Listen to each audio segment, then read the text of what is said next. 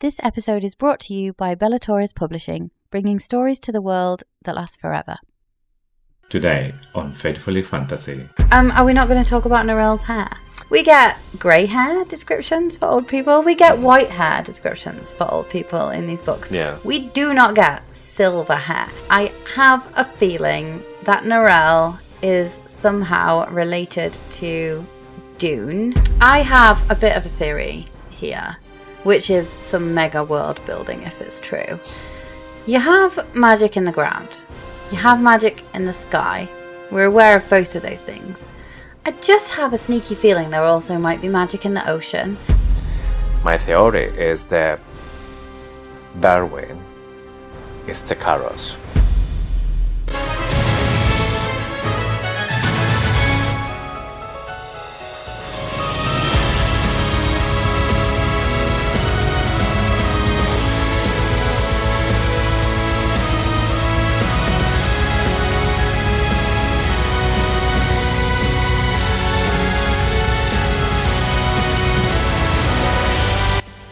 Hello and welcome to Faithfully Fantasy, The husband and wife podcast talking all things Onyx Storm. I'm JC. And I'm Sean. And today we cover chapters 21 through 23.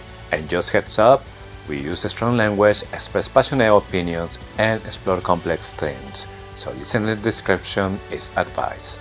This episode will contain spoilers from all three books, as well as snippets of information we've had from Rebecca Yarros since the release of Onyx Storm. Also, if you love getting lost in theories with us, you can now get even more exclusive monthly content, early episodes access, and totally ad-free listening.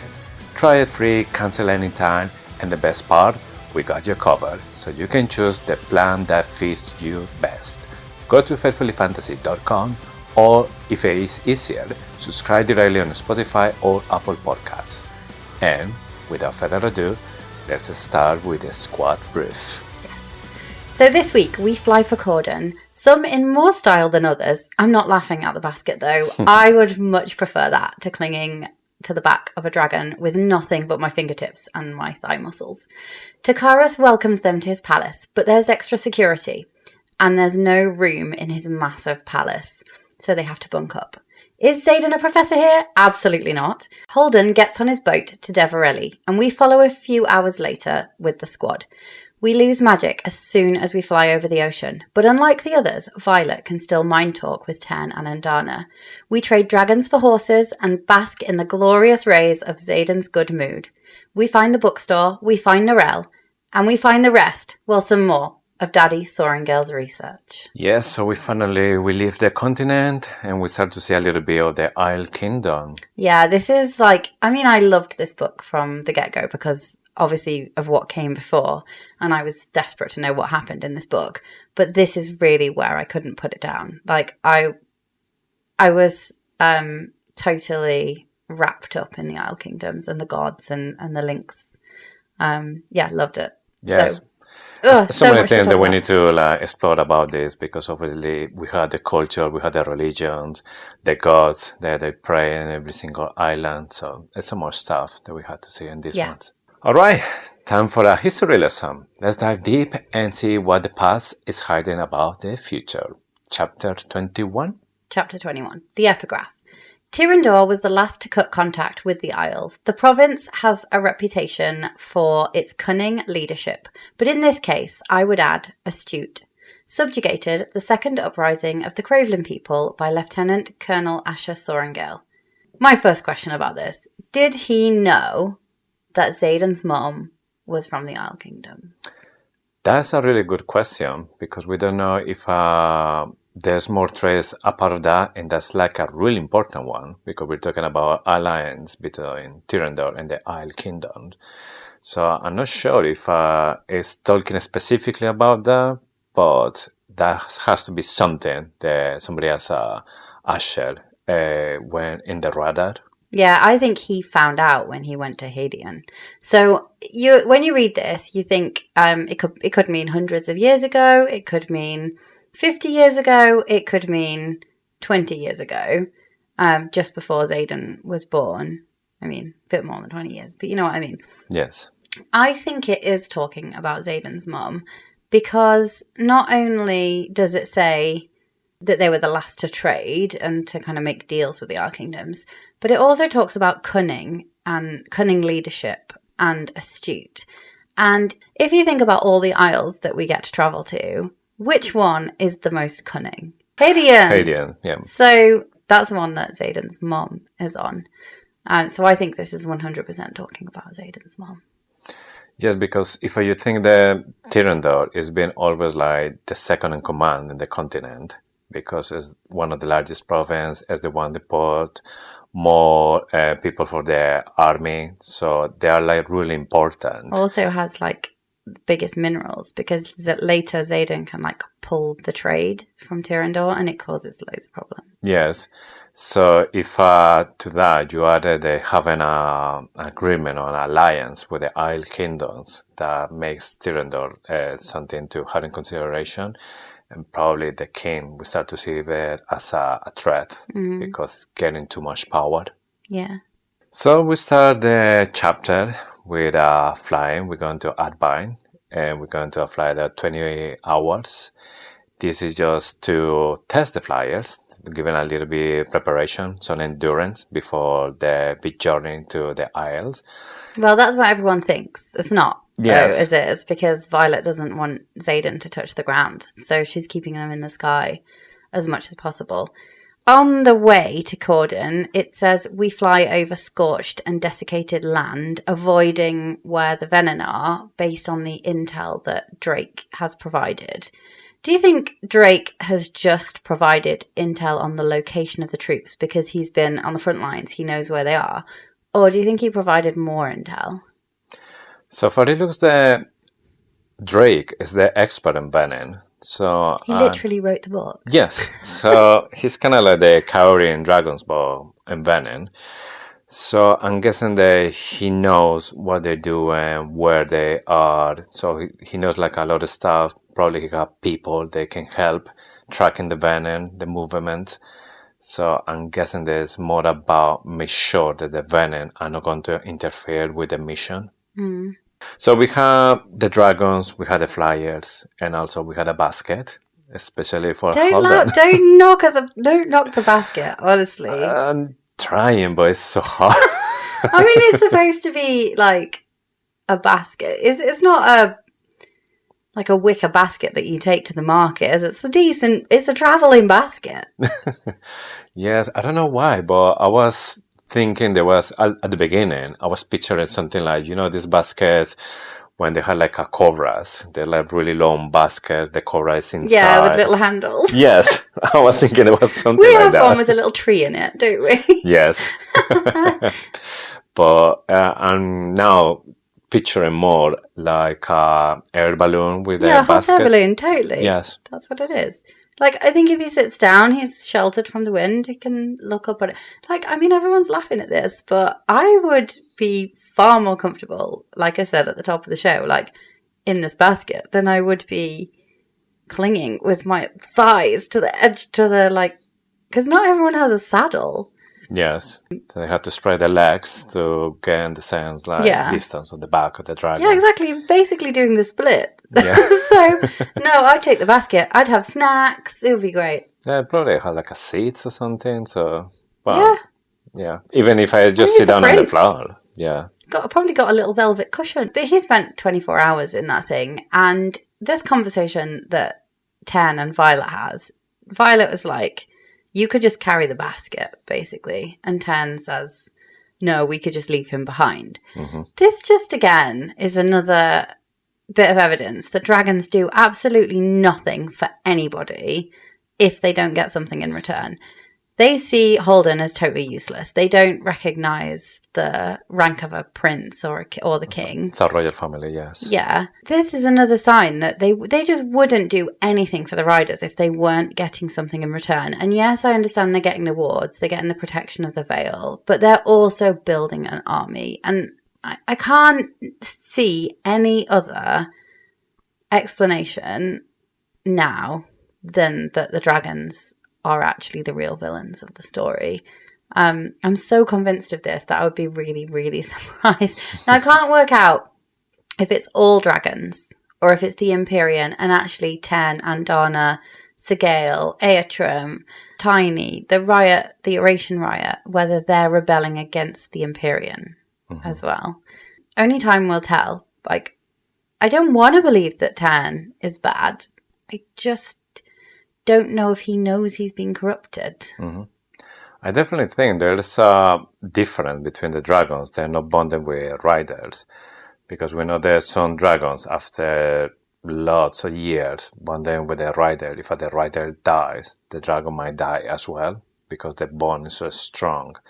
So definitely being in the mind of the human, that has to have some affection or something. That actual epigraph says it's only been known to happen in 2 cases. And there is speculation that that epigraph or that book was written after the events of the series, and it could actually be Tairn and Sorrengail. Yeah. After the death of Xaden and Violet. But I don't believe they're going to die. This is a love story. I don't think they're going to die. So, no. Basically, I'm not having it. I'm going to go into book 5 blissfully unaware of how... I mean, first I'll go into book 4 blissfully unaware of how bad it's going to get.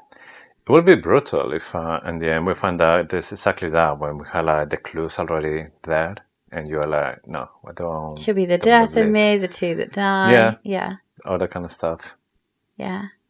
But if that's going to be the end, then Rebecca Yarros had to come with something so good that you had it was the only way, or yes. Yeah, the it's sad, but it's still good. I'm not going to say them, but I would imagine most of our readers have read this particular fantasy series. There is one in particular that I'm thinking of, and the main character died at the end, and basically the fans went mad. Like, they hated it.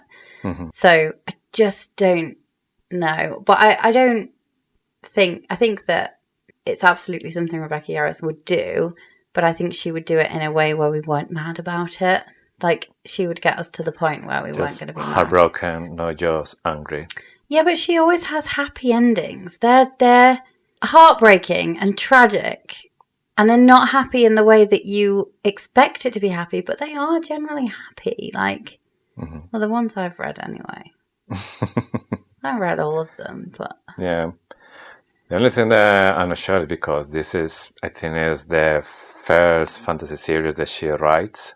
So I don't know how she's going to put the style in a fantasy. Because obviously she's an expert in romance, because that's what she does the most. But in this one, it's going to be like a really like hard feeling if you're going through like the 5 books, and then by the end it doesn't end as you expected, and it's not the end that you wanted, and then you might feel that you went through 5 books to end in a way that you are not agreed. Yeah, but like, as a reader, I don't think we have any right to have an expected ending. It's her story. Like, she can end it how she wants. Like, we're just along for the ride, the dragon ride. Yeah. But yeah, I don't feel like I've got an expected... I won't be disappointed, or... I just have, like... I'm just trying to make everyone feel a bit better about it as well. I just have complete faith that she's going to end it well. Like, even if it's tragic and terrible, we'll all feel good about it. It'll be... And, like, this is coming from someone who seal clapped, like, and cheered when Xaden turned Venin. I was like, yes! Such a good story. Awful. Like... worrying, heartbreaking, like those types of things. But it was such a good story. I loved it. The only thing that we can be all agree is that Rebecca Yarros trying to put like a lot of realism in the stories. So she has a background of military family. So she knows that in a war, not always everyone has a happy ending. So she tried to put all of that in this book that is about war. Yeah. So... let's see how it goes. We're gonna have our hearts ripped out, but I think she'll rebuild them piece by piece. So they finally make it to Corden. Holden is the one who just got out. He's had to rip everything out because he's desperate to go out after so many hours in the little basket. Tecarus is there to receive him, so he's really happy to see Drake that is there, because he's like, oh, that's the boy, or my boy, or something like this. The Venin expert. Yes. Which is weird, but obviously there's some kind of like a feelings. In the end, I get like it's kind of like a family. Drake is cousin of Serena and Catriona, so I don't know in which level he will be like family or Tecarus, if there's any kind of like family branch on that side, because in the end, all of them are Cordella. Yeah, so Uncle Tecarus. So let's just hypothesize that Kat and Serena's dad is Tecarus's brother. Mm-hmm. If they are cousins, then they could have had another sibling. Like Kat and Serena's dad had a sister who is also the sister of Tecarus. Mm-hmm. They would be cousins and Drake would be a nephew. So Drake is Tecarus's nephew. Kat and Serena are Tecarus's nieces, but they have different parents. Yeah. That's it. Cracked it. If only I could do the same with Xaden's fucking family tree, and then I'd work out why Bodhi is a cousin but doesn't look like a cousin. He looks like a brother, but he can't do it. Yeah, the Xaden one is already complicated. Yeah. And more when we come to Sagel's first rider. Yes. Speaking of Kat, she just like prances off her griffin as though she hasn't just spent 24 hours flying from Alpine. And my theory on this is that griffins are just more comfortable to ride than dragons. Yeah, I imagine the griffins are more like a big horse. So only you are able to maybe to keep your legs like closer than a dragon. Big lion. Got broad shoulders. Yeah. But yeah, I don't think... And also, like, they've not got scales. They've got fur and feathers at that point. So I don't think it would chafe as badly. Well, it would, wouldn't it? Yeah. It's mostly this passage is just to kind of another annoying thing about Kat. She's just so good at everything, isn't she? But yeah, I don't get annoyed by Kat anymore. I quite like her in this book. Yeah, there's a point where even I felt like sorry for her. Yeah, even in these chapters, like when she just shrugs later when Xaden's in his good mood. Yeah, like you said, Kat is like full of energy, full of beans. Violet is not. She's really tired. She's like struggling to walk, carrying all her stuff. Tecarus, the one who said that, oh, I'm really sorry, I had a lot of people here, so we had like not many rooms available. The only ones available are the ones on the top. So she was like, oh my gosh, I'm so tired and I need to go to the top of this palace. So she even sent a message to Tairn, like, would you still like choosing me if I had to crawl all the way to the top? And then Xaden, the one who replies, you won't be crawling, or you're not crawling. And she's like, Intrinsic alert. Path. Yes. So I think this is just like another sign that at this point, Xaden is fully intrinsic. He's not reading intentions. He's reading the minds of the people around him. Yeah. And do you think it is a Venin superpower that's magnifying it, or do you think it is just his signet getting stronger? I genuinely believe is the Venin side is boosting the signet, because at the beginning of this book, when he was going to see Jack Barlow, he said that his shadow they are stronger. Even he said like whatever it is this, making the shadows stronger.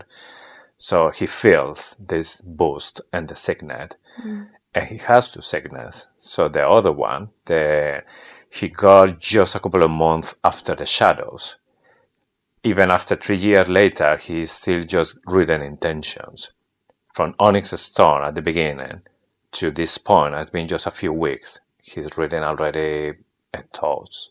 So I think as the Venin side that's given this boost for the two sickness. So the shadows are stronger, and now he is like an inntinnsic. So I believe he's an inntinnsic. What I think is possibly the Venin power is speeding it up, but I think he was already able to read thoughts, because there's several times in the previous books, even in Fourth Wing, where Violet's like, I didn't say that out loud, And at those times, we know that he was reading her mind, but they weren't intentions. They just weren't. And they got more so in Iron Flame, I think. I wish I had some examples to give, but I genuinely don't think... I think it's been evolving for a while. I think possibly the Venin power just gave it a bit of a boost, but I think it's for a while he's been able to read more than just intentions, and possibly he's in denial because he doesn't want to believe that he's been doing that. What I do think the Venin power is doing is making him do it without realizing. So previously he had to make a conscious effort to read someone's intentions or read someone's thoughts, and there was like a tingling in the scalp and stuff, and he seemed to be able to control when he did it.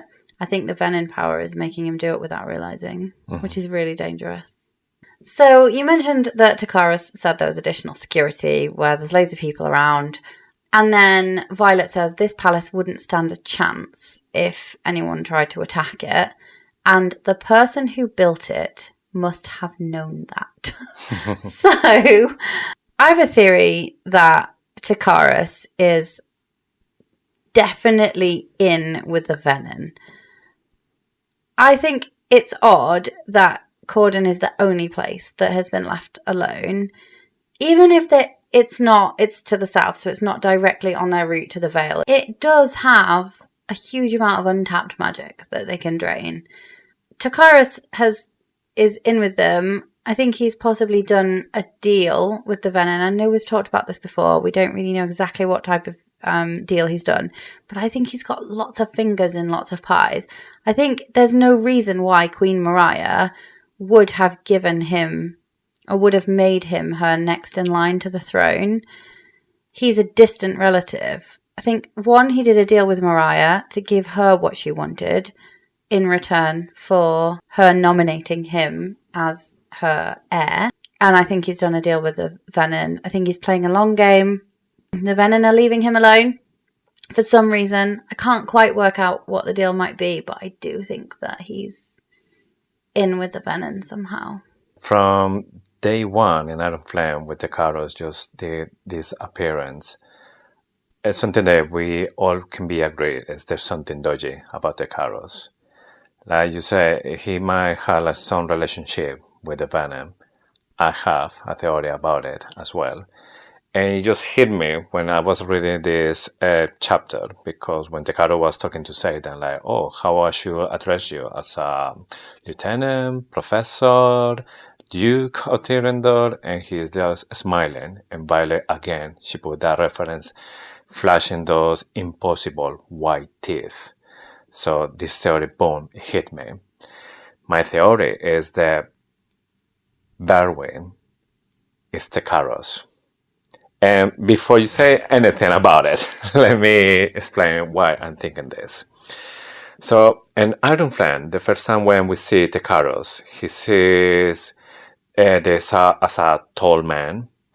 He's a man that it was all dressed with a deep blue robe. The first time that we see Berwyn, he comes in a wyvern and he is wearing royal blue. So we had these two references there, blue and blue. Berwyn is the only one who wears blue, because the other Venin, normally the robes are purple. Maybe the one from the Dreams of Violet, the first one, is like maybe like maroon, yes. But Berwyn is the only one with blue. Then those impossible white teeth. The way that she say it is like it just looks fake, or there's something going on that is not real. The other description is that he had a lot of like heavy jewelry all around. We know that you can make runes, and there's some crystal that can boost the power of the runes. So they just boost the power. Yeah, they boost the power. Lesser magic, not runes. Yes. Yeah. So one thing that I was thinking, either could be the Berwyn is camouflage himself, like with a masking rune to keep this. Or they just can do it, because if he's an Asim or a Maven. Yes, because something else that we heard from Jack Barlow is that the Great Hall could be full of Sage or Maven, and I will not. He's a Venin. Neither you, says to Violet. which means that they can change their appearance and they can look completely human. The other thing is that, yes, Corden is there. The Venin always goes around. We've been thinking that's because Tecarus has a deal with the Venin, but it's just because Tecarus is the big boss and nobody mess with the big boss. So obviously they go around, and he built this massive palace they just made for art decoration because he knows nobody's going to come closer to destroy anything there. And the other bits, there is putting more strong evidence. When he was fighting with Xaden, the Xaden was basically beat up on the floor. He's telling him, I told you that you're going to turn for love. And Xaden says, you know shit about me. And he says, I know more than you think. Mm-hmm. So he's like, why? Because you're a sage. No, I'm a general. But I think the reason is because Xaden has been living with Tecarus a couple of times. He was engaged with Catriona. And Tecarus had been really close to Xaden to see him, how he was treating Catriona first. He knew that he wasn't in love, but he knows Xaden is in love with Violet, and he will do everything for her. I mean, it's absolutely wild and it's absolutely bonkers, but I love it. I can think of a few things to help support your theory as well. One, Tecarus has this gift, but we've never seen a griffin. We've never seen his griffin. We just assume that he's a griffin flyer, and that's how he has this gift of knowing what people want. He's very quick to suggest a boat for Holden because you can't arrive in a basket. What if because he knows he's got to go, he can't get there without a griffin. Yeah. And people would be really suspicious. He can't go on his wyvern, can he? So, yeah, that might be why he's suggesting they go by boat. That's actually a really good proof as well, because like you said, he has this gift. We know as well Berwyn, he's a dream walker. He knows maybe what the people desire because he can go to the mind of the people and see literally what the people desire. Yeah, I think he could be a mind walker. I also wonder, he's got this fighting pit that he said the stones came from the Breivik border. Yeah. Maybe they didn't. Maybe they were just normal stones, but he drained them. It was like, oh yeah, I got them from over there. Yeah, it's true. It's maybe like some snacks for him. Yeah. He said that, this coming from the Barons, but no, he's draining. He just drained it. And another thing, have you ever seen them in the same room? Have you ever seen Tecarus and Berwyn in the same room together? I haven't. Yeah, I think that was like... That's it. Concluded. Yes. We need like one of those hammers. It's like, that's the story now. True. Yeah, I think you've convinced me. Berwyn is Tecarus in disguise. Yeah. Sounds wild, but at the same time, it makes sense. If we keep going with the chapters, then Holden is the one who said that Xaden is not a professor, that he doesn't have any power in the place as a professor. So Xaden take as an advantage and okay, I just want to make it clear that I'm not a professor anymore. And then he grabs Violet and boom, straight away to the run. And Violet oh my gosh, I can't believe that you did this. And he was like, really? From all the things that I have done, this is the thing that most impressed you? Yeah, I didn't get this bit at all. I just carried on reading and I was like, what's he doing? Why is he being so weird? And then it got to the room and I was like, yeah, I get it now. Took me ages. Really? I was stressed. Reading this whole book. For me, it was all the opposite. Because when he mentioned he was playing with Holden's temper and he was just like, but I know that. Are you sure? That it's clear. So I know what he's doing. That he wanted to say that, okay, I'm not professor now, I can just be with Violet. So for me, we're like, come on, move, come on. And then we took it to the bedroom, okay, I wasn't expecting that. I was expecting just now we are together, grab the hands or something, and there's nothing that you can do or something. But he was straight away boom. I liked this whole bit because Xaden was like holding her up with his shadows. He could tell that she was struggling. He was basically like holding her by the hips, wasn't he? Yeah. Which actually I could have done with you doing that to me yesterday when I fell down the side of a mountain. And you didn't. Well, you did rescue me. You just had to come back. And so, just for everyone's benefit, we were hiking in the hills, and our child, 4-year-old, just absolutely bombed it down this really steep slope. In a bicycle. And one of my legs went after him, the other one stayed where it was. And I ended up kind of sliding, doing the splits, twisting my knee, and I just sat on the floor. And I was like, help, I can't get up. Yeah, and the best part was that he went like really fast. He just braked like no problem. He was fine, but then he... And then you are just on the top and the floor. Oh, if only you were a shadow daddy and you rescued me with your shadows. It was really sunny, so nothing that I can do with shadows. You only have shadows when it's sunny. Well, according with Xaden, the shadows are stronger at night. Yeah, and that's weaker weird. Doesn't with the make light. sense. I mean, it makes sense if you are like surrounded by light. He's then like you a have dark shadow, wheel so you then, have like isn't a he? dot, and then you have not much shadows to pull. I guess it does make sense if he can control the shadow of the earth, because basically the sun is casting the shadow. I mean, the other side of the earth is casting the shadow on them. Yeah. All right then. Okay. Yeah. So sorry, can't do anything. I help you to stand up. You did help me. Thank you. I nearly fall as well, agree. but really slippery. That would have been so funny if our son was just at the bottom of the hill and we were both falling over and he was fine. Yeah. Anyway. Feeling embarrassed. Yeah. Oh my God, get up, guys. What are you doing? Okay, so going back to the story. Xaden is with Violet and the Ron, but they obviously, every time they had a moment, somebody has to interrupt. And this time is no exception. It's Tecarus. There he goes there. Berwyn. Tairn, yeah, I like it. Nobody's going to get that. We're going to be calling him Terwyn now forever. Yeah. And he's the one that says the Holden can go there in a basket. It's not possible. They just look really bad. It can't be. Convenient. Yes, like I had a good ship, so I can take it. You guys your rest here. I'm being just really considering with you guys. Just have a break, and I'll take it. And everyone like, yeah, happy with that. But then he was saying as well, like, are you gonna be ready to just lose all connection with magic? Yeah. He says you're prepared to lose your abilities. It'd be interesting to see if they come back.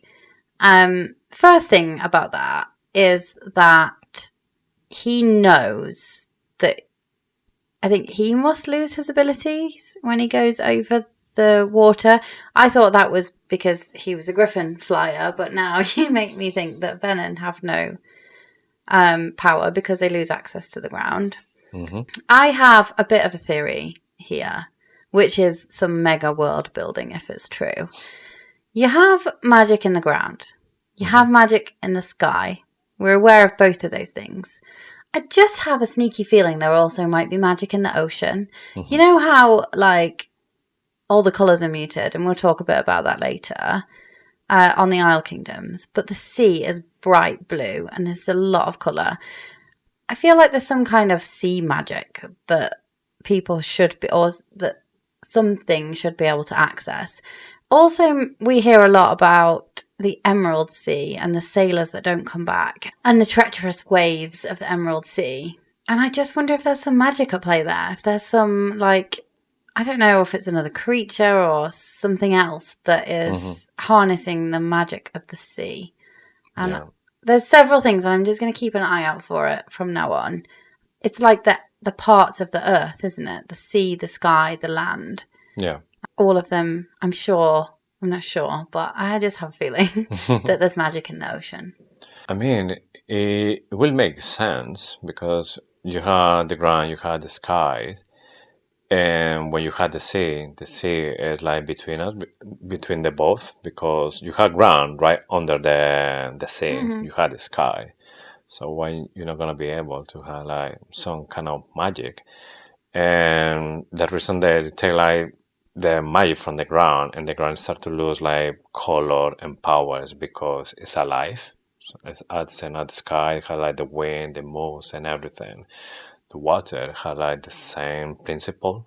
So actually I think it's something that we could maybe see, or is very possible as well. You might have like a bleaching of corals effect. Yeah. Like if something drains the ocean magic. Yeah. We'll see. Like it'd be interesting, and it's like mega world building because it's another branch of the magic. We've only heard about the land and the sky, and obviously we learnt about the three brothers, and one of them commanded the sky, and there's no mention of anyone commanding the waves, but I just like it.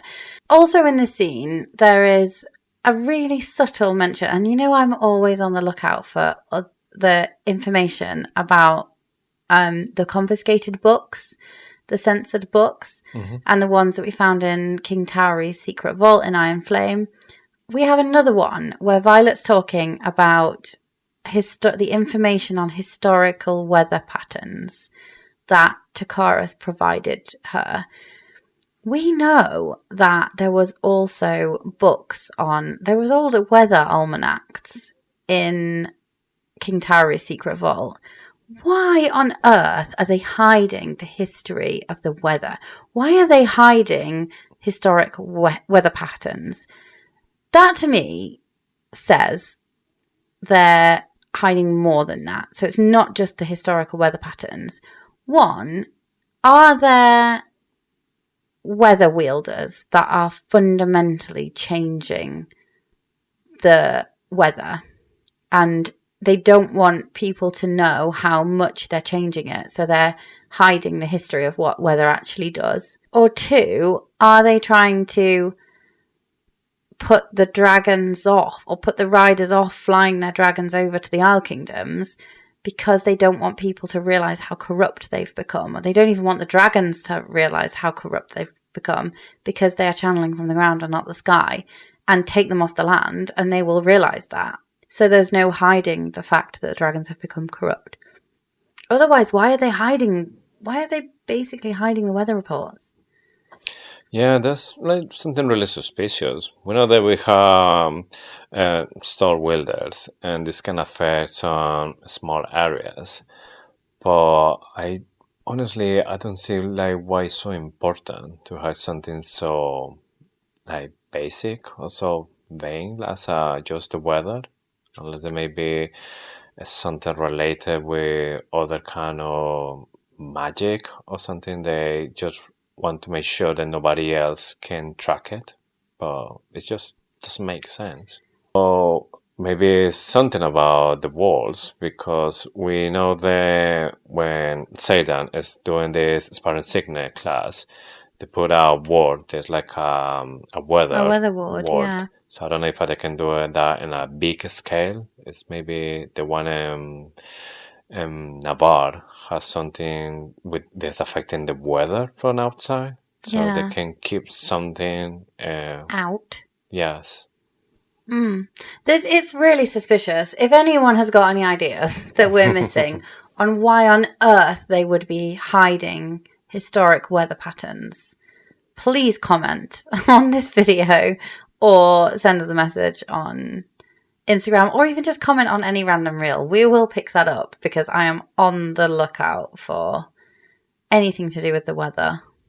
Yeah. Something that caught my attention as well in this specific chapter and these lines was when Tecarus, or Teirn from now on, is that he says it will be fascinating to see if after you go back on land, you recover your power. I don't know if maybe he was talking directly to Violet, because maybe he thinks that Violet is the one who commands the sky, and then he will have like more proof that she doesn't need to channel from the dragons or channel from the ground, because she is the one who can maybe channel from the sky. And something interesting that happened is that she is the only one who can keep the connection with Tairn and Andarna when the rest of the squad dragons and griffons, they lose that connection with the riders and flyers. Yeah, the one thing we don't know, so we know that she doesn't have her lightning wielding signet. The thing we don't know is if she's able to dream walk or mind walk while she's on the Isle Kingdoms. That would be the telling thing, won't it? But I just thought, Rebecca Yarrow said there's only one person who can teach Violet about her signet. Yes. That becomes so much more interesting if it's Tecarus. I mean, Berwyn, but via Tecarus. That becomes so much more interesting. Because she would trust him, possibly. I mean, she doesn't trust him, does she? And Xaden doesn't trust him. But she would trust him more than she would listen to him, possibly. Yeah. It gave me, like Star Wars vibes. Because when Anakin is with the Senator Palpatine, he is a man that you start to see that's like a little bit dodgy. But he has a lot of influence in Anakin. And then it's just by the end of the third movie that we find out that he is the Lord Sith that everyone was so worried about. So the big boss of the bad guys. Yeah, I get it. I'm like totally convinced now. I'm going to come onto that hill and die with you on the hill. He leaves them with a bit of parting advice and he says, don't make a deal that you cannot keep. And this obviously is a nod to the Crovelin uprising where the Crovelish couldn't uphold their part of the deal, so the Deverell to supply the dragon eggs to Deverelli, who in turn would give the dragon eggs to Umbriel in return for their army. They were the middle person. Yeah. So it's a nod to that, isn't it? It's like telling you here that Deverelli are the ones that you don't break a deal with them because basically there'll be a midnight massacre. But Tecarus has obviously done a deal with them and he is withholding his part of the bargain. Otherwise, why would they let him live on the beach? Yeah. He's secured some land there. It's not just because he's a friendly neighbour, is it? He's doing something, whether that's trading or whether that's something more sinister. And I have a feeling it's probably more sinister. Yeah. I remember that the first time when I was reading this, I took it more as a kind of like an embassy. So Tecarus is there with his own private land, other countries can have with agreement with other countries. In that embassy, you have your own rules, not the rules from the country where you live. It's not a holiday home. You think it's like a... Yeah, there's more like something between the two cities. That's even more terrifying if he's Venin. Yeah, he's getting like a lot of power. Yeah. Political power, and then he can rule as he wants. I wonder if it's where he goes to get away from the lure of the magic to steal. Mm-hmm. I wonder if Tecarus feels like... Terwyn feels like a break. If he really is Berwyn, yeah, he must feel just like Xaden when he goes there. Well, although he doesn't feel the resistance, does he? No, because he's embracing the power of the ground. But when he's like on the other side, we're still saying that he's still Tecarus. So I don't know if he's still like holding some magic. Yeah. But yeah, we need to keep an eye on him. Keep an extra close eye on Derwin. So 20 hours after this scene, Tecarus has gone already. He probably will be already by this time in the Varelli. The squad are flying. They cross the edge when the magic had the limits, and then they feel it. Tairn is the one who just started going down. Since Andarna, even Violet, she goes like forwards and backwards because of like a big shake from Tairn. And she was like, "Are you okay?" And he was like, "Yeah, I never thought that we are so dependent on the magic or the strength." He says he's startled and he admits here a weakness. And this is totally out of character for Tearnak. Like, he wouldn't admit that he was ever weak or anything. Yeah. And I was like, when I first read it, I thought, oh, this is rushed. This isn't his character. This is like a classic thing that you would pick up in a beta read where you're like the character acts completely different to how you would expect. Mm-hmm. I don't think it's that at all. I think the magic is genuinely making him much more vulnerable. No, the opposite. And then when it takes it away, that's his true personality. Just Yeah. like Xaden. Xaden's true personality would be, without all that pressure of rebellion, as Riddick says, would be exactly how he is on Deverelli.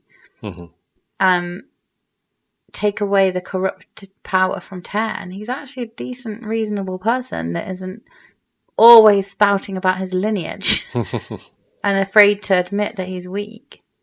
Yes, because Violet, she said that she feels naked, that she feels weak after such a long time feeling the magic inside her. Then they take the power away, and then she said that, that I'm feeling really bad, and even she feel like pity for Jack Barlow, because she said this is how he feels when it's like with no magic at all, then she feel like pity for him. So I'm thinking here as well that Tairn might feel the same. Maybe feel like naked, he feels vulnerable, and that way he is like open and saying that I didn't realize how dependent we are from the magic. Yeah. Andarna sinks. Yes. What does it mean? So you'd think, wouldn't you, that Andarna could still access the power from the sky while she's over the ocean. Yes. Unless there was another chunk of magic that was intercepting it, and that is the ocean magic.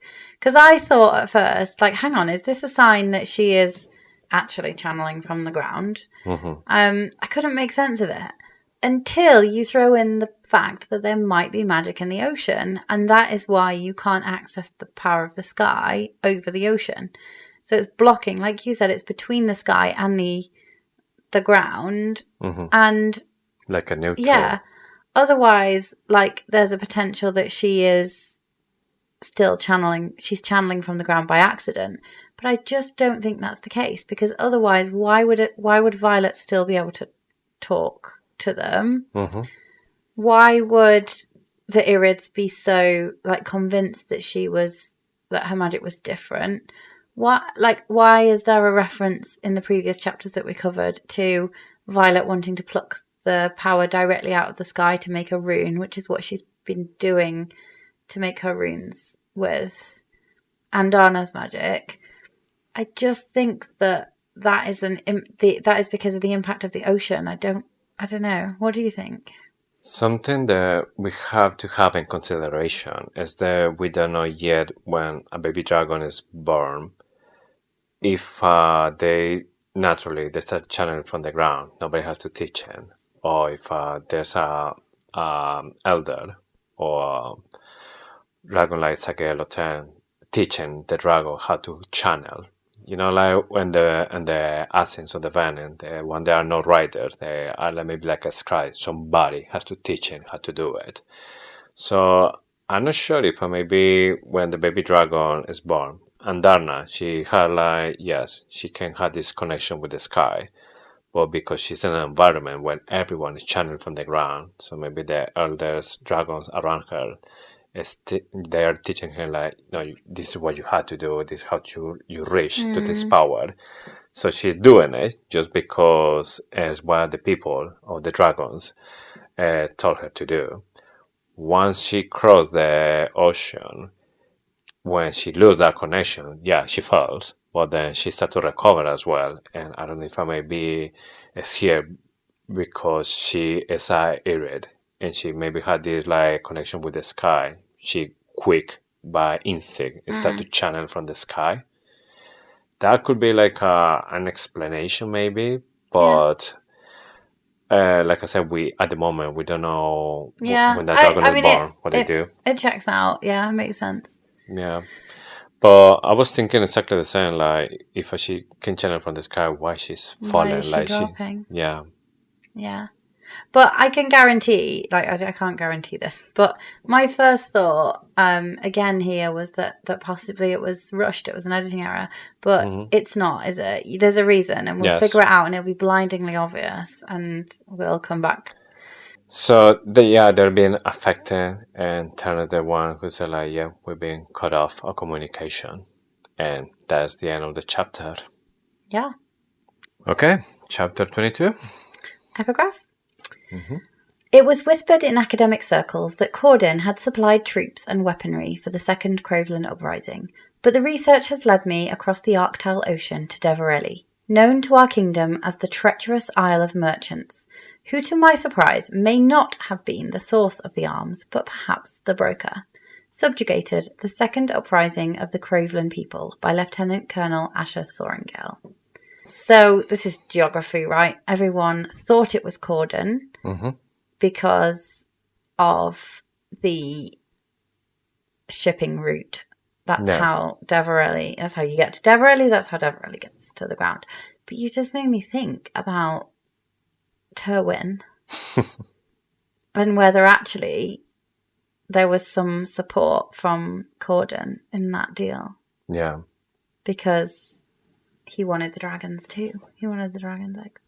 We know that there's wyverns because they can't get dragons, but why they can't get dragons is because they are inside the walls and they can't access directly for the eggs. So what happens if they get dragons? And dragons are just like, they're bad. We don't bond with those guys. Don't they? Well, we don't know how much they know about the dragons, like how much they know about feather tails. They know they had the gifts, the special gifts that maybe they can steal or somehow. Yeah. That's why feather tails are so important. Yeah. Like stopping time, for example. Or but feather tails are only feather tails. I mean, the Irids are only feather tails because they refuse to fight. They don't choose a tail, do they? Whereas Andarna is an Irid and she chose a scorpion tail. So they can. They just don't want to. Yes. But when I say feather tails, it's more about when they are golden. They have ones. a special gift they lose when they start to grow after the dreamless sleep. So we start the chapter with Violet saying, holy shit, it's hot in here. And then we start to see like a description of the place. We see this like ocean with turquoise water. I think it's like turquoise and aqua. We see the city, they're like hiding underneath the trees. Yeah. Do you think that it's a coincidence that it's called Matthias, like Rhiannon's surname? Yeah, I was thinking the same. When I saw the name, like, oh, it's like Rhiannon. So I was just wondering if maybe Rhiannon, at some point, the family, like 650 years ago, they actually were from Deverelli. That's what she had. That and when family they unified, name. And then when they unified, they went to Navarre. Yeah, I mean, it's spelt different, and it is potential that it's just a coincidence that it's not. Yeah, it's not the same, but it sounds the same. That is a homonym. That would be a homonym. Yeah, so maybe it's a coincidence, or maybe there's some link to the Matthias family. Yeah, maybe it's just giving you the information that people come to Navarre from all around the world, I guess. This world. Yeah. Islands and everything. Yeah, I guess the thing that gets me is that they don't believe in gods, but they do call the continent Amoralis after Amari.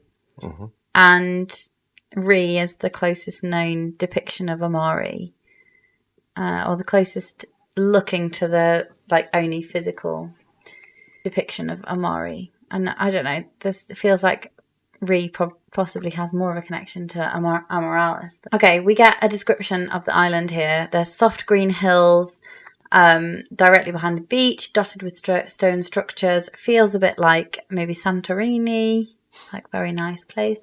However, the perplexing colour reminds Violet of the last bit of wool when the dye is running out. So the colours are all muted, they're like faded. I was wondering about why that could be the case, and I came up with 3 ideas. So I think possibly it's to do with the level of magic in the ground. Number 1, the Isle Kingdoms never had magic, so they were always a little bit paler. Number 2, they previously had magic like hundreds of years ago, maybe even thousands of years ago, because the palace itself is over 1,000 years old, which is insane.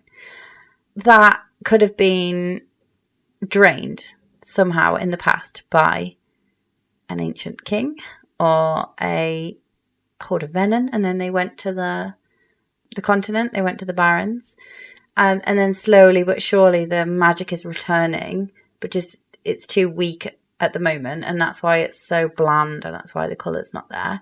Or 3, it is a totally different kind of magic, and again, I'm going to talk about ocean magic, but that nobody can kind of channel. But it could be there is a potential that if you were on an island and you were surrounded by the ocean, you could somehow find a way of harnessing that magic. But my gut feeling is just because of the 1,000-year-old castle, and there was that one reference from Jacinia about an ancient king who lived 1,000 years before Navarre even existed. Mm-hmm. Just got a feeling that the Isle Kingdoms had magic in the past, but it was drained, and now it's like slowly coming back. You know how when you see old like buildings that have been demolished, mm-hmm. and the nature slowly takes them over. I just feel like it's that. That is really interesting. Start thinking, after we're talking about that maybe there are like different kind of magics. So maybe we have like ground, sky, maybe water. So it could be that, maybe there's a kind of magic that the dragons or the riders, they can't see because something so different. Because it reminds me when Tairn and Violet, they went out of the walls, and she said like, oh, the magic field now is stronger here. And Tairn said it's because now you're like stronger, you can detect magic easily. So now you can see what before it was invisible for you. Mm. So I think maybe it could be other kind of magic that is right now invisible for dragons and riders. Yeah, and even the Davarelli, they can't feel it. Yeah. I don't know. I feel like it's gone though, and it's just slowly coming back, but not quickly enough or not materially enough for anyone to actually be able to harness it. Mm-hmm. There is an Isle Kingdom later where they are able to wield and they are able to communicate. So there is stronger magic there than there is in the other. That is returned to there quicker than it had at Davarelli. So there's definitely something going on. And I just don't believe that there would be magic in just one spot on the Earth. Maybe like the center of the biggest island might have more magic. The coastal area because of the ocean. So far we don't know what is the rule in this world about how the magic appears there. So obviously we're making up our own. And it's the ocean. No, explanation, yes. I think there's something to do with that palace. That when they go to the palace later, they find out it's 1,000 years old, which is just suspiciously like connected to that, maybe that ancient king, and something happened thousands of years ago, or 1,000 years ago. Yeah, there was a book with a reference that didn't go anywhere else. So maybe now it's like little by little. Yeah, she's planting seeds, isn't she?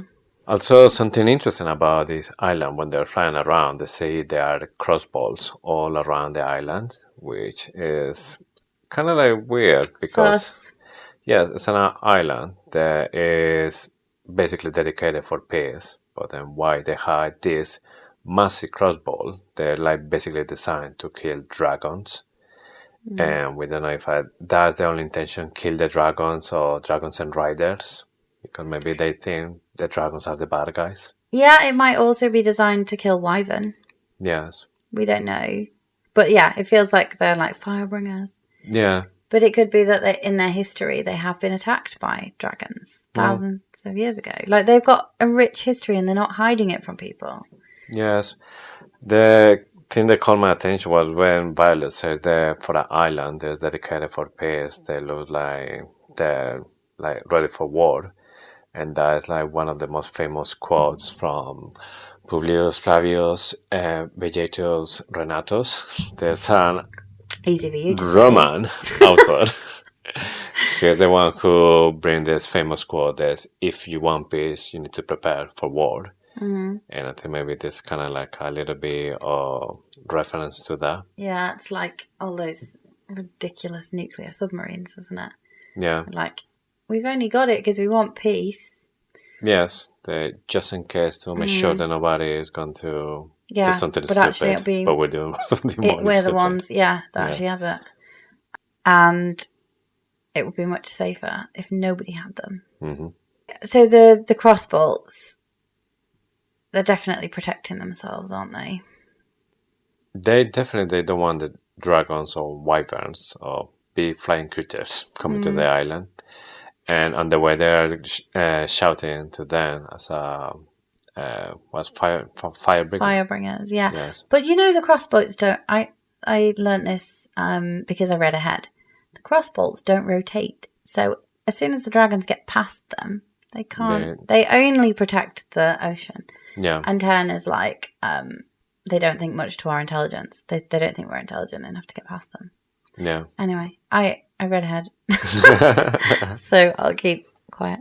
Yeah. Something interesting as well is when they look in the animals around, there's a delphinium, I think it's called. Yeah, delphinum.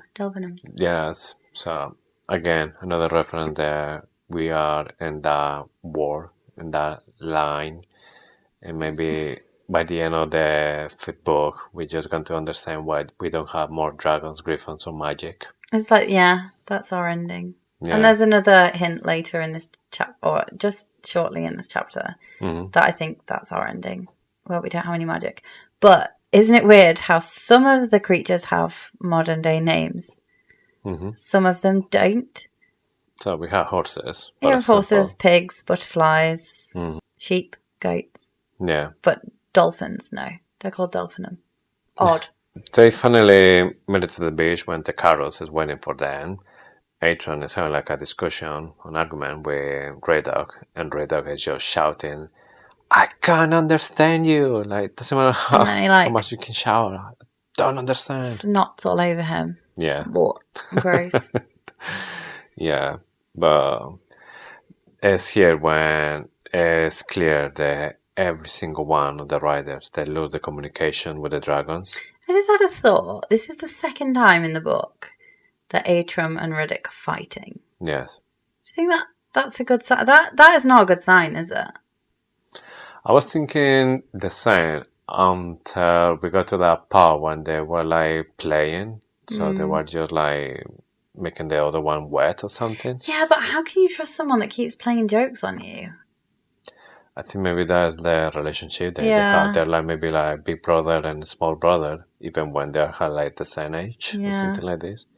Maybe that's the thing that's perfect for them. They have like the same age and they have like the same kind of humor. Maybe Atrum was like, I know exactly who and what you are. You are one of mine. Like a total knobhead, and so am I. So we're going to be fine. The thing I was wondering was how long it took Xaden to realise there was no connection, because Sorrengail still currently isn't talking to him. He knows Sorrengail really well because he knows she's in pain. He says that, doesn't he? That she's in pain, they can't stay there, and Violet doesn't even realise. Yeah. And she feels guilty about it. But I guess it's because obviously Xaden is more paying attention to the physical stuff, and Violet, because she can hear the voices, she doesn't notice any other stuff. Yeah.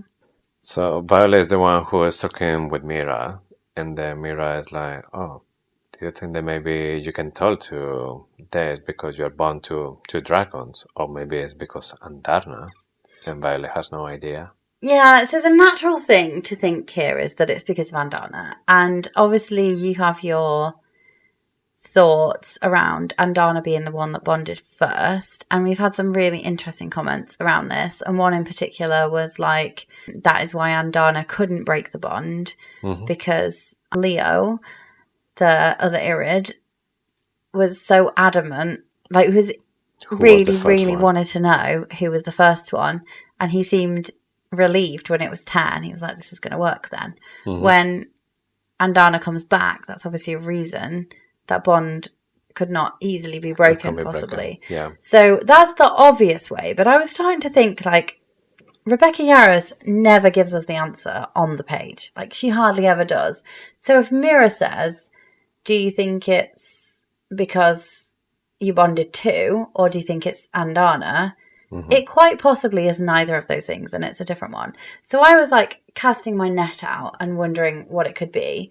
It could be that Violet is somehow connected to the gods. I mean, we know that she's connected to at least Dune. Dune, and we strongly suspect that she's in favour with Malik. Is there another reason? Is she able to channel magic of the sky when the others can't? Or is she... I know it's wild, and it's probably because of Andarna, but I just wanted to think of maybe ways. What if it's just Violet? We have suspected in the past, or in the last episode actually, that when she wanted to pluck the power directly from the sky and make the rune, is she able to do that? Just like a Venin is able to take magic directly from the ground with no channeling source, we do have a suspicion that Violet is able to do the same thing, with or without Andarna. Something that we find out later on is that when somebody is dedicated to a god, is some of the it's going to say benefit. They have maybe a special power or something. So we don't know if because Violet has been touched by a god, she is maybe kind of like a magical creature or conduit. Yeah, something that's connected to the power of the gods. And maybe she is the reason for that connection between Tairn and Andarna, because it's just day two that is working. We always think it's because of the dragon, but maybe it's not the dragons, it's Violet. Is there anyone else there that we suspect is one of those 6 strongest signets? Just Xaden.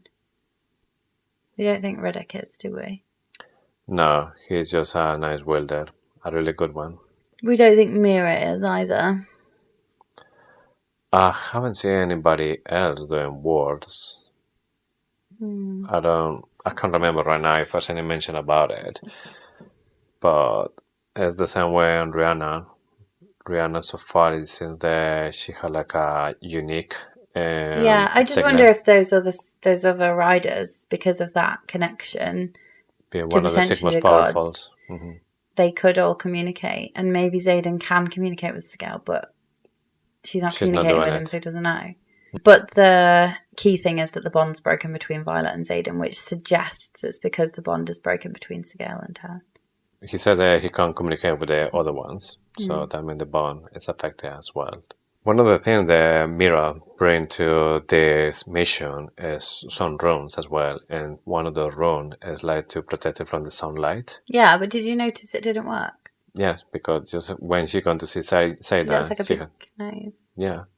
Unless it's not instant, but I have a sneaky suspicion that those runes would work if they were made with Andarna's power. But they weren't. Trissa did them, so they were done with Trissa's dragon, who's channeling from the ground. Yeah, but I was convinced that when you make a rune, you put the magic there, then regardless where it is, inside the continent or outside, the magic is still inside the rune. Because this means that if you take the research from Daddy Sorrengail to the island, then that rune is not going to be a problem because it's not going to work. Yeah, it's not going to work. So when we have the first class with Trissa, she explains how they work. They siphon the residual magic from the air, don't they? Yeah. And there isn't any. So I think it depends on the type of rune. If you want it to continuously work, like the mage lights are runes. Yeah. It can pull basically the really leftover magic that's around in the air, and that's what they work from. But there isn't any on the Isle Kingdoms anymore, so they can't work. But possibly, if you can channel from the sky, it still works. The big question, and we've said this already tonight, is can Violet dreamwalk on the Isle Kingdoms? If she can, that's conclusive evidence, isn't it, that Andarna's power is different. But I'm pretty sure we already know that Andarna channels from sky. I'm pretty sure it says it on the page, otherwise we wouldn't be so convinced. So, yeah, I think if she was using runes made with Andarna's power, then she wouldn't get sunburnt. Yeah. The other interesting bit about this interaction is that they say they need to keep the runes secret, otherwise that opens them up to the kind of trade that nobody wants to think about. And I just wanted to make the point that I'm absolutely amazed that runes have not got at least to Hedotis, because Xaden's mum was living amongst runes for years. She must have known. I mean, maybe not. Fen didn't seem to want to keep her close. Yeah. We know that she's been living in Riorson house minimum for like maybe 11 years because after the agreement was done, she has to move there. So 9 months to be pregnant, and then 10 years rising sign. I hate her. She left on his 10th birthday. Yeah. I hate her. So I'm kind of like hard to believe that after, like 11 years minimum, living in the house, watching all the runs around, she never had information what it is, how it works, or nothing else to just going back to her island and do something similar. Like maybe she thought it's something that riders can do, and because she wasn't a rider, there was no point. Tecarus gives them news that the dragons are, I don't want to say welcome, but they are able to hunt in the forest. But he makes a point of saying humans are not on the menu. Would dragons really eat the humans under Verelli? Do they eat humans? Maybe the one from 600 years ago, they do it just to kill, but I think it was clear that dragons don't like the taste of flesh, human flesh, because I think there was a reference that like gooey, yeah. The humans are like gooey, and they don't eat humans because of that. But wyverns, they love human flesh, so they're opposite. Yeah. And maybe that's why. Snack on Sawyer's leg. Yeah. Sorry. So maybe that's why Tecarus and you can't eat humans because he just gets to a trip with wyverns. Yeah. So another sample. Usually he's saying, "Do not eat the humans," or he's like, "Eat the humans." Yes, we do not eat our humans until I tell you to do. Tonight we feast on their bones. What is that from? That was, I think, Iron Flame. I feel like it's from a movie. Oh, never mind. I can't remember if it was one of the big fights on Iron Flame or the last one on Fort Wayne. Yeah, but definitely Imperial. Okay. So Violet goes to see Xaden because at this point Xaden has been like a part of the group. He just looking to the sea, giving the back to everyone. So Violet's like thinking, oh, is he okay? She was like, hey. And Xaden looking at her, and he had like a big smile, or had like a smile, like an honest smile. And like, hey. And then she was like, okay, he's fine, but it's like weird because he looked like happy. And then she's like, well, we have time to have a nap before we go into the capital. You want to come and go for a nap? And he said like, no, I will stay here for a little bit. You go. And he just like feel in peace. Even there's a point where she grabbed like her hand, put it in the chair, like, can you feel it? She's like calm, that there's no rush there. I need to channel the power to save people, or there's no magic here that I need to be concerned about anything. It's just peace. And then Violet like really considering the offer from Tecarus. Yeah, I have two things to say about this. Number one, this is our happy ending, right? Andarna can break the bonds between Sorrengail and Xaden and Tairn and Violet. They can live, but there's no magic. She breaks all the bonds. There's no pain because Sorrengail doesn't need to be there. Xaden doesn't need to channel because he can't. There is no magic there. It's heartbreaking because there is no bonds between dragons and riders, and effectively Violet loses her first love, like her first true love, which is Tairn and Andarna. And Xaden loses his, who was Sorrengail. It's really sad, but they can still be together. Yeah. And this is the story of how we no longer have access to magic. So there's that bit that possibly we could have a happy ending. Yeah. But a bittersweet one. And then I just want to pick up on the phrasing he uses. There's no power. There's like no taunting reminder that he can save everyone if he just reaches for a bit of power. He's talking about saving everyone. He's not talking about taking power for power's sake. More powerful. Xaden is a different type of Venin, and I'm going to stand by that. I don't think he's got... And I don't care what people say about Lynx and his shadow wielding. Xaden's not being replaced because he's not gone. Yeah. He's totally going to go deeper though, isn't he? Oh, yeah, definitely. And it will be great, and then it will all be happy. It's going for Maeve status, I think. I think. I mean, he is one of the powerful six, definitely. Well, he's going to be now one of the powerful Venin. Yeah, but one that's just basically working from the inside to bring them down. We know so far magic likes balance. So if you want magic because you want power, you lose your soul. But he's not doing it because he wants to be powered. He just needs enough to beat somebody. Yeah, I can't see it ending the same way as like the Star Wars bit where Anakin goes bad and he stays bad. And yes, he does something good in the end. But like mentally he loses himself. Yeah, I can't see it going like that because that worked so well because it was a prequel. So you knew Darth Vader was bad. And then they went back, didn't they? And they filled in his backstory. And that's what happens in Wicked as well.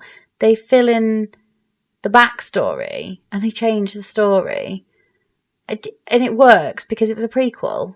I just don't know that it works if you make your characters fall in love with that person from the beginning. And you don't know that they're going to go back. I don't know. Yeah. I'm just trying to stay optimistic. He's a different kind of Venin. That's the only answer that I will let myself live with for at least 2 years. Well, Rebecca Yarrow said there's no story without Xaden, but that has different meanings. Yeah. Right, let's move on to the next Okay, chapter. so that was the end of chapter 22. So moving on. Chapter 23? Chapter 23. So, the epigraph. It's a long one. The uprising suddenly failed overnight on December 13th, 433 AU, in what has been called the Midnight Massacre. The foreign troops disappeared, and the rebels were killed in their beds by Poromish forces. It is not their disappearance that strikes this scholar as particularly vicious, but their obvious betrayal. There is a saying in Deverelli, the word is the blood.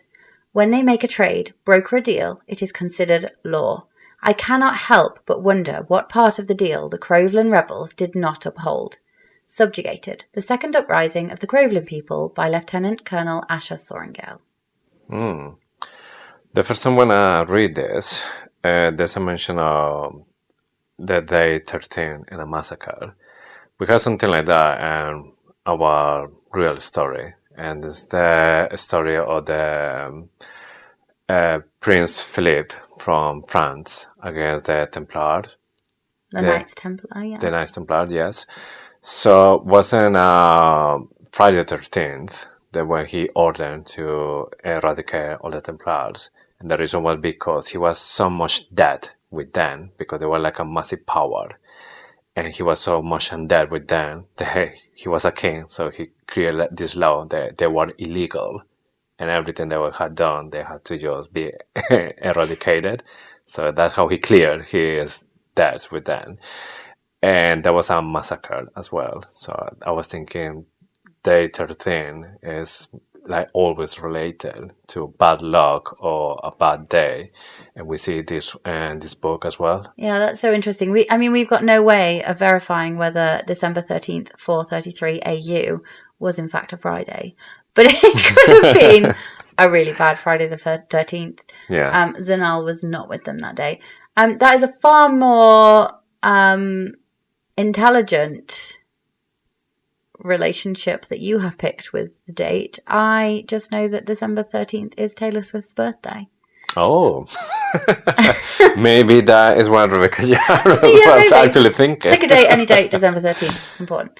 I mean, we know how much she loves Taylor Swift. Like, some of the songs, majority of the songs, are inspiration for this book. So maybe that's like another just tribute for Taylor Swift. Yeah, I think also this is being set up. So basically, if you take the epigraph at face value, we're being set up for the test that Narelle is going to give to Violet, in that she wants her to speculate about what happened on the December the 13th. Why did the rebel forces withdraw? Why were they killed? Why were the Crovelish rebels killed in their beds. It shows that Daddy Sorrengail he knows, but he's not saying it. And he's making her think. He's saying, I cannot help but wonder which part of the deal. I wonder what strikes this scholar as odd. But he knew. He just didn't write it down because he needed Violet to figure it out for herself. So this is just another, like, an epigraph that's setting up Violet to question, what was it? I still don't get why it's so bad that they were trading in dragon eggs. I mean, I get it. It's bad they're stealing eggs from their mothers. That's bad. But again, it comes down to the, like, we've got dragons, nobody else has allowed them type thing. Yeah, maybe that was like the biggest mistake to think that they had dragons, because they don't have dragons. The dragons have them, and they can't like put any negotiation with that. What if they're Umbriel, although it's the like island of war? What if Umbriel was actually trying to rescue the dragons, the baby dragons, from further corruption from the other dragons? Yeah. What if they didn't want them because they wanted to use them to fight? Even though, I mean, of all the islands that like fighting, it's possibly the goddess of war. However, maybe the goddess of war is actually peaceful, because they believe that she's there to kind of like prevent war rather than actually stimulate war. But I don't know, maybe they were trying to rescue the baby dragons. For me, what is like really incredible to think about is so far the 6 dens of the dragons, they are always in the continent, and we couldn't find like other like kind of dragons that coming from the islands, and they were looking for protection and the walls on Avar, but no, they were in the same piece of land. And we will see if maybe they are from the island somewhere, or if they're gonna be from the Barrens, and then every single dragon is from the continent. Yeah, I really think the Irids are from the Barrens. I wonder if the dragons just were basically putting the wards up to keep all the magic for themselves. Maybe the wards stopped the land from being drained. Yeah, no. It's almost sad that we don't know. Like... No, it doesn't, because Jack's in his cell and he's drained that. Never mind. I'm just thinking out loud. I'm spitballing. So after the power nap, they get some horses and they go into Matthias. They go into the capital and they start to have like some chat when they're on the way. There's a mention of what we need is a communications rune, if such a thing exists. Yeah. I mean, if that isn't concrete proof that that something exists, there is a communication rune.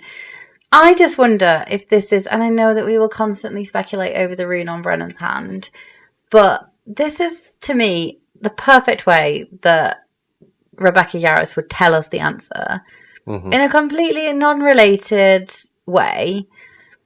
Possibly that rune that is on Brennan's hand is a communication rune. It wasn't there later on in the book. He puts his hand there and she like notes it's not there. What if it just glows when someone needs to talk to him? A missive arrived at that time in Iron Flame when she saw the rune on his hand.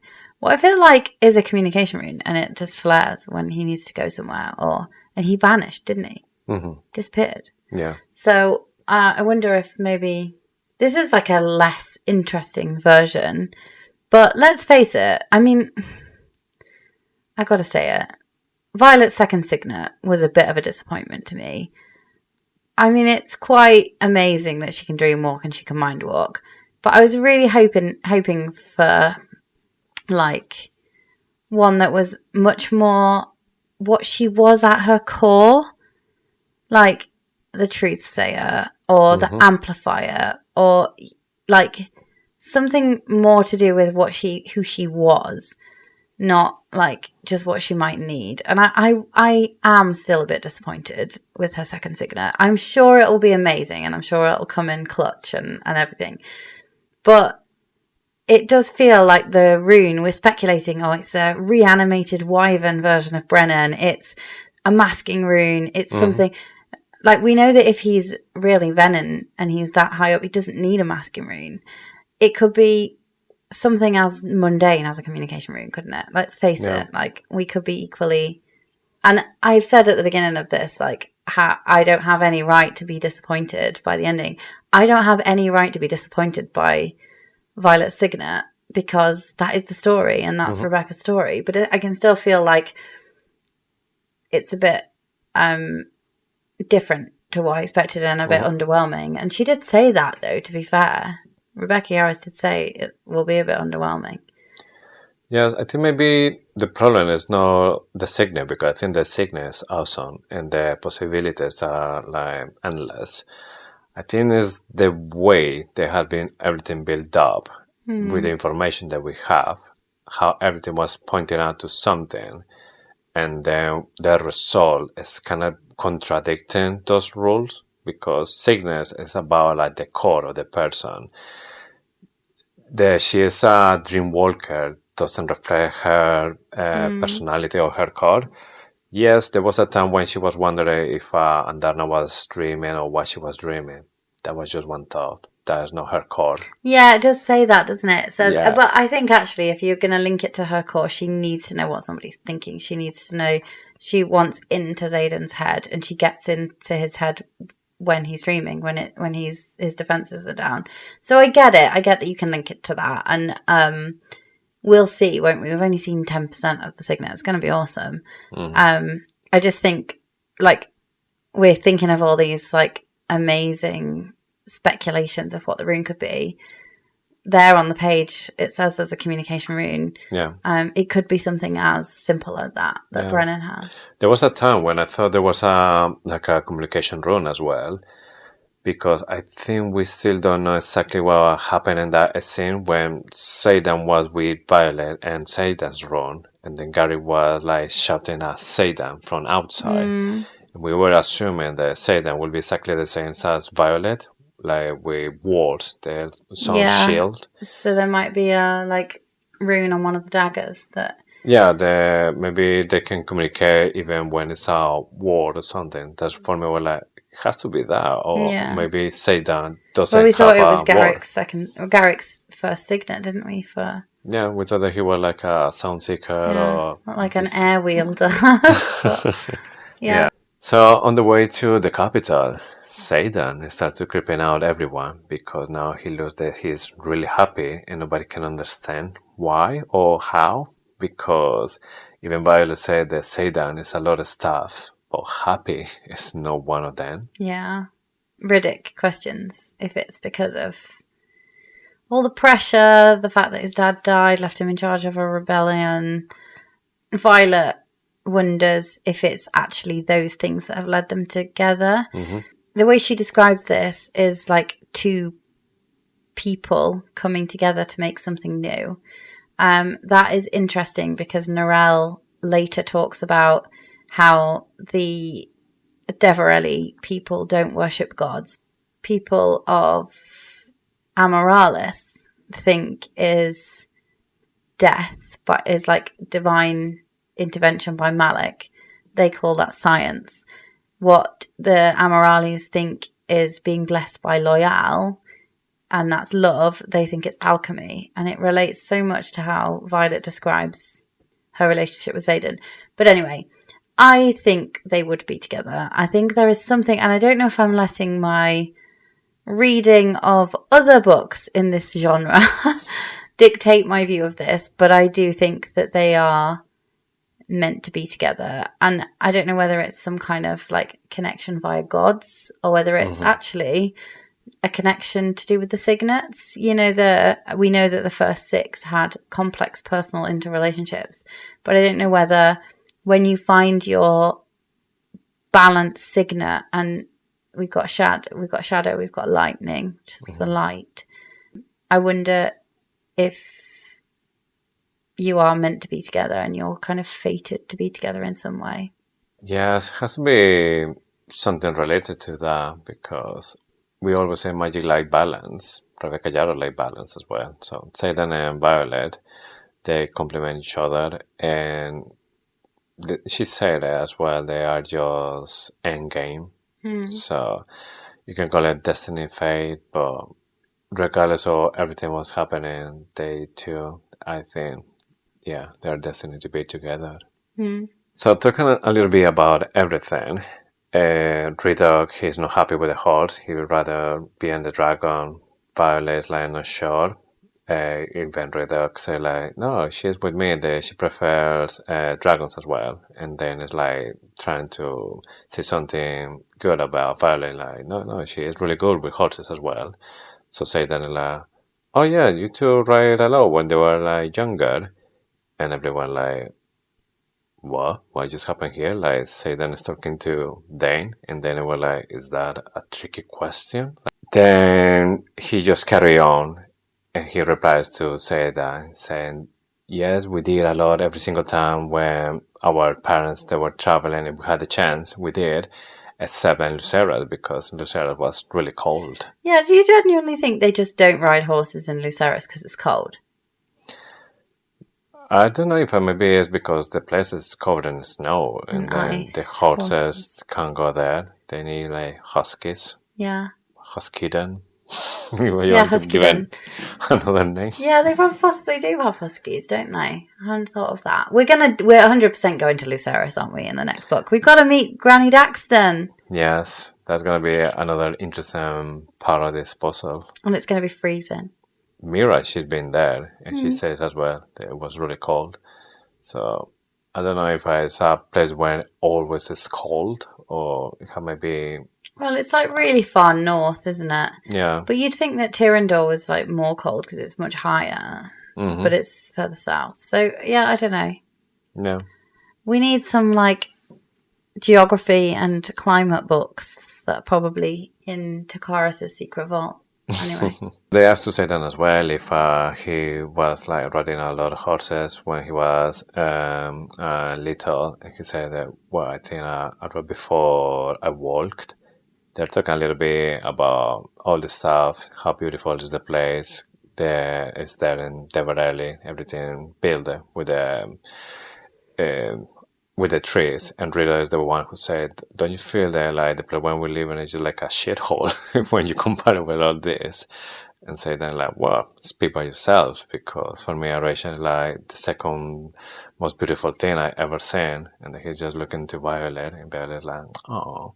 So they finally arrive to the shop after doing some work with Dan. So they go inside. What caught my attention here was that she described the bookstore as not quite as big, like not anywhere near as big as the archives, a tenth of the size of the archives, and about the same size as a bookshop she visited in Caldir with her dad. An author would not use, surely, a fictional location that we have not been to as a way of describing a current shop or a current thing, if that wasn't going to be important, right? So we can vaguely picture how big the archives are because we've been there in our imaginations, and we have had the descriptions of what size the archives is. We have never been to a bookshop in Caldir.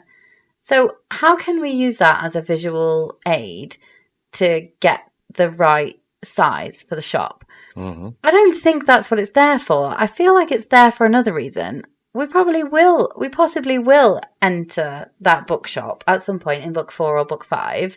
And then when we're like, that's the bookshop they were talking about, we might get a flashback, or we might find out that some more of Daddy Sorrengail's research is hidden in this bookshop and they're all linked and she has to travel around and find extra research.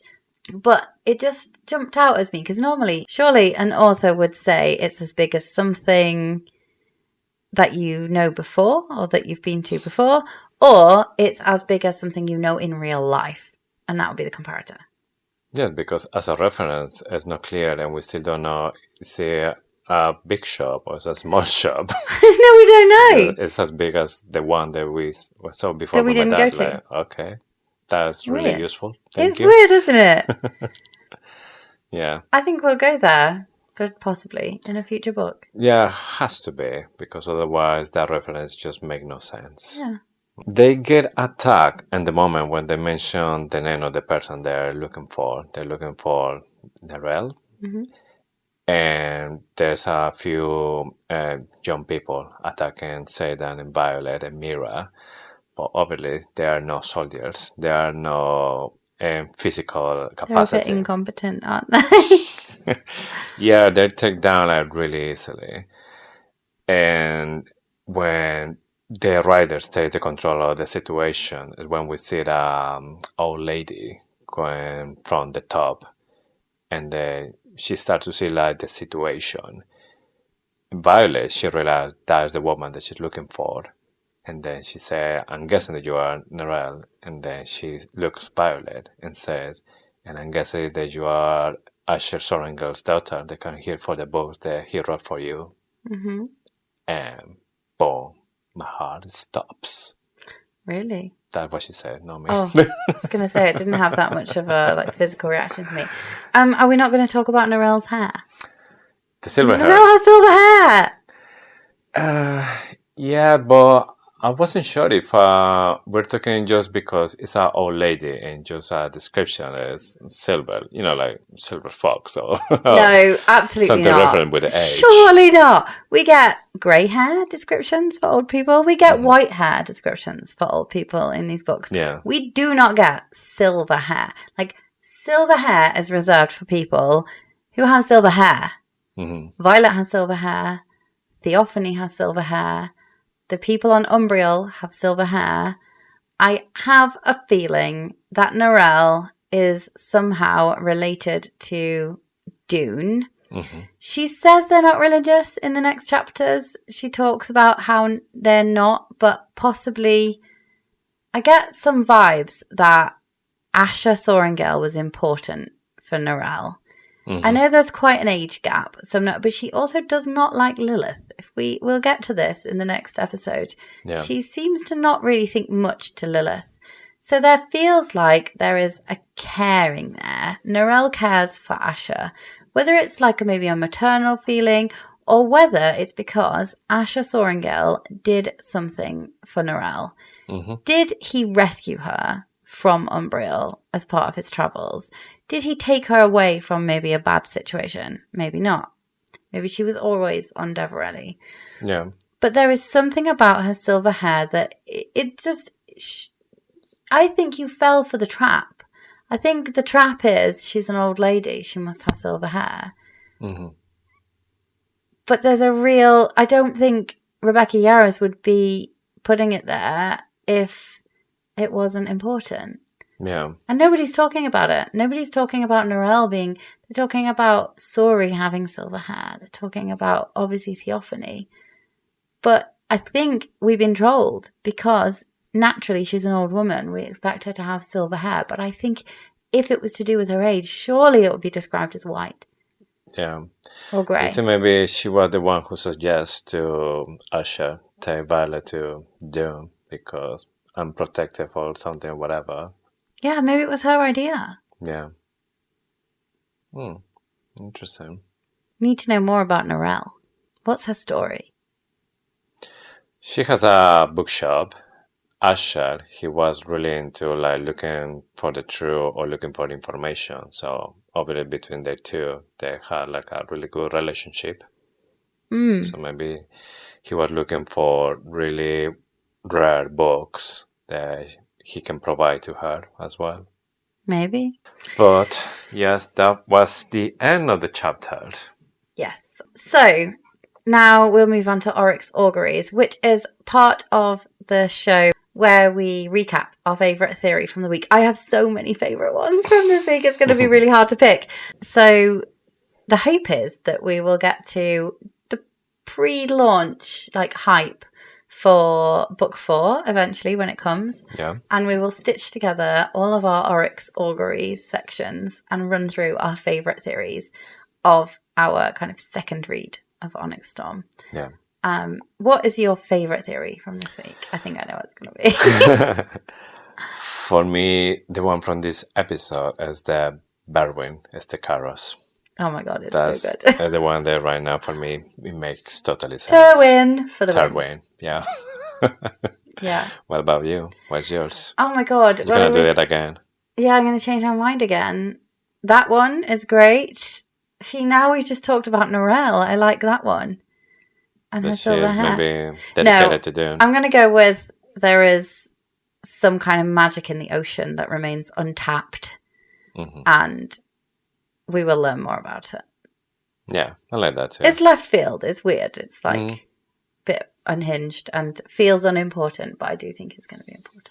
No, for me, kind of makes sense as well. So, yeah. Sticking with the theme of precognition, the epigraph for chapter 24, which is the first chapter that we'll be diving into next week when we go through 24 to 26. She won't understand why you've kept her in the dark. You left too soon, left too many of your plans unfinished. Now we can only hope the bond between our daughters is strong enough to endure the paths they've chosen. They'll need each other to survive. Recovered, unsent correspondence of General Lilith Sorrengail. So many things to say about this. I know, but already. wait till next week. Shall we enter the interrogation chamber? Okay, let's go into the interrogation chamber. So the question from last week. So we know Mira and Drake will end up happily married with Broccoli. Not married to Broccoli, married to each other, and they have Broccoli. I hope that's clear. I don't think you can marry cats. Which other unlikely couples are we going to see in the series? I see a lot of people talking about this. It's going to be Dan and Sloane. There's something going on there. And that could be maybe like the spark that Dan needs right now. Yeah, I feel like, I totally agree that Sloane is, her foundation's been rocked. The way that, or her involvement in Lilith's death, she is feeling such heavy guilt around it. And I think she recognizes guilt when she sees it now. And she recognizes how guilty Dane feels about the whole situation. He didn't mean for Liam to get killed. Ultimately, he wanted the same thing. He wanted to protect Violet. Liam wanted to protect Violet. I cannot believe I'm saying this because Dane used to do my head in. But now Dane eyes here Atos, and that interaction later in the book when Sloane is siphoning to save Mira changes everything. He says something like, I'm going to hurt you. And he says, don't I know it? But he's not talking about physical pain. Can't wait to see where that goes. Yeah, they could be like definitely the enemies to lovers. Yeah, they're the real enemies to lovers. I would have said the same thing, but I'm going to cast around a little bit further because you've said that. But I agree with you. Yeah. Well, some of them are not really that unlikely. Jacinia and Sawyer, obviously. I don't know. I feel like maybe, well, definitely Cat. And possibly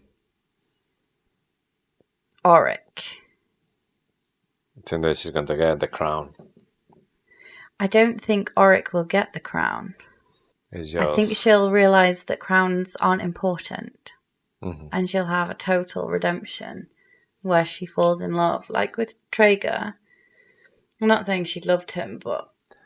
Yeah, I guess it would be awesome if maybe Tauri found out that Cam has been turned into a rider. He maybe can take us a traitor and then just like get rid of the privilege as a prince, like outcast his own son.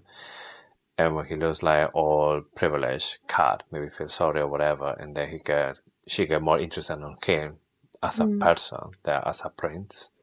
Yeah, I don't think they've had any interactions to give us this vibe, but I would love for Kat to realise that crowns aren't important. And actually she's pretty powerful and that she doesn't need a title or man to have she's some strong. value. Yeah, but I do keep coming back to what Auric said, and we don't know that he was precogging at this moment, but he said, Holden will be king, and he will be a horrible king. Yeah. And I will die. I think, well, more something like he won't be able to stop it, or he won't be there. I can't remember he said that he will die. But I think he says something like, I'm more likely to die fighting. I don't know. We should fact check that. It's quite fundamental. Yeah. Okay, so this week in the interrogation chamber, you can't bond Tairn or Andarna on Threshing Day. Who are you seeking out? Which dragon are you wanting to bond with? Providing that you get, like, up the stairs, across parapet, through threshing. Sorry, up the gauntlet, through threshing. Survive presentation day. Yeah, survive the steps on the way up to parapet, which is... I would definitely fall off. Judging by my performance on the side of the mountain this weekend, I would just slide down and take everybody out. You didn't hard ride the boats, so maybe that would be the difference for you. Yeah. But neither did, like, Rhiannon and Violet. Just had, like, half a good one good shoe each. Yeah. Sometimes that made the difference. Yeah. Yeah, if I'd had one good boot, if somebody had traded a walking boot with me, I wouldn't have slipped down the hill. I think at some point I offer you my boots and you say no, so... Yeah, because I would be like a clown with my tiny feet rattling around in your big shoes. Right, on that note, don't forget to follow us on Instagram and TikTok at FaithfullyFantasyPod. We love hearing from you, particularly on Instagram. It's where we are most active, but we do also have a Discord. You can check out any extra information that you want to know about us or the show on faithfullyfantasy.com. I'm just going to throw in a little bit of like what we're working on because I'm so excited about it. I'm going to whisper because it's a secret. Okay. We are working. If you struggle to visualize what it might be like from the point of view of a rider or a scribe or a healer or an infantry, you will want to keep an eye on what we are doing because, I mean, that's all I can say. I don't want to give too much away, but it's looking really good and I can't wait to share it. So follow us over on Instagram. You can also possibly we'll be sharing more of it on YouTube. Yes, definitely. If you subscribe as a Shadow Wielder or a Lightning Wielder, you will definitely get all the visualization stuff. And with this, we have just one more thing to say. Thank you for listening to Faithfully Fantasy, the husband and wife podcast talking all things Onyx Storm. We'll see you next week with more theories, more deep dives, and of course, with more Faithfully Fantasy. Bye!